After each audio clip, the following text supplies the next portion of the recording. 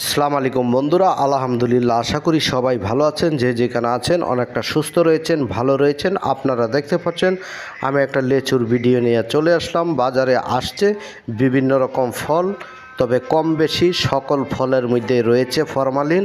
আপনারা দেখতে পাচ্ছেন দিনাজপুরের লেচু বর্তমান ঢাকার বাজারে 100 লেচুর মূল্য রয়েছে 300 টাকা।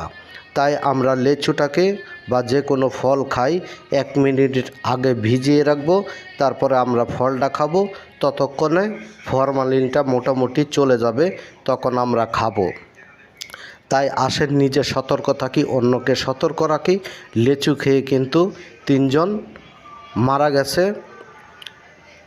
আপনারা জানেন, সোশ্যাল মিডিয়াতে নিউজ হয়েছে। তাই আমরা পানিতে ভিজিয়ে রেখে 1 মিনিট তাই ফলটা খাবো, তাহলে সুস্বাদু হবে। সবাই ভালো থাকবেন।